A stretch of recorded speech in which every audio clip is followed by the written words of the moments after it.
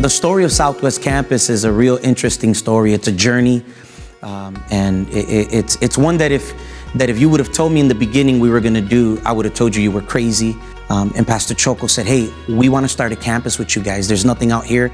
So it was cool. He tells us we're going to start a church. And in my mind, I'm thinking, great, give me an address. Where's the building? And he pointed at the grass in my backyard. And he told me, you're going to start it right here. And at the time, it didn't make sense. So we started with 17 people right there in my backyard. But it was in those Tuesday nights, a pastor was birthed. It was in those Tuesday nights where I was able to develop leaders. It was in those Tuesday nights that I developed worship leaders, and we started a youth ministry, and we started a children's ministry. And it was in those Tuesday nights that Southwest Campus was born. And so now we don't function from a place of having everything.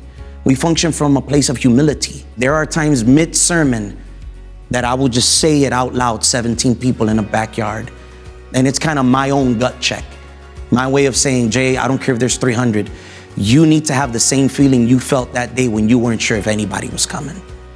You don't need a mega church to have mega impact. And we were having mega impact with very little. So now that we have more, the sky's the limit. I feel very empowered now. But I feel empowered because I knew what it was to have nothing. Some churches either birth from scratch or merge. We did both. And then we buy the building and we inherit about 40 or 50 people that are all Spanish. I asked God, why would you have me merge two churches? Like, that doesn't even make sense. Like, why would you pick me?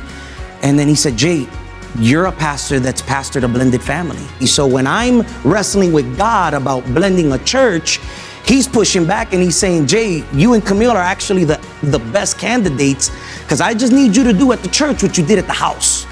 So I'm really grateful for that experience, because what I thought, again, was another challenge for me and for my wife and even for the team, it really gave us the opportunity to expand our reach. With double language comes double responsibility. But with the double language also comes the double reach.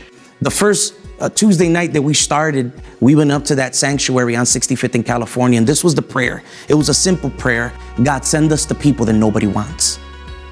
And as simple as that prayer may seem, and as romantic as it may seem, when you pray a prayer like that, you have to ask God to give you the heart for the people that come with that prayer. You see, that means broken people.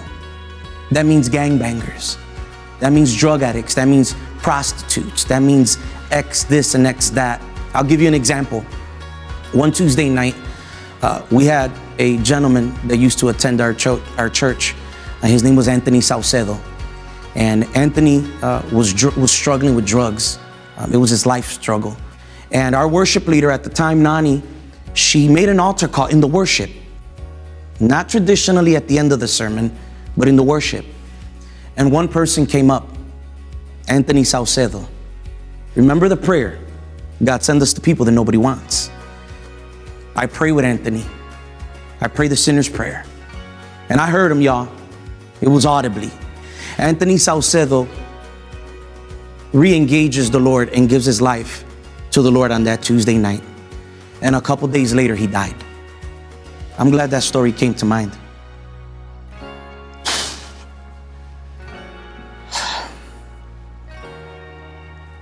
I never stopped making altar calls after that Tuesday night because of him. Because I always figured if there's one Anthony in the church, nobody came to the altar call. You know, we want full altar calls. But there wasn't a full altar call. It was one. It was Anthony. And we got him in. And it was then that I understood that this little effort that was happening in a backyard that had trickled into this church now with maybe 50 or 60 people that we thought was just happening in a small church. For me, just God opened up my eyes and began to reveal to me that this thing now was having eternal consequences, and it was ensuring people's salvation. And so that's how Southwest started. And after that, I mean, things just started to flourish.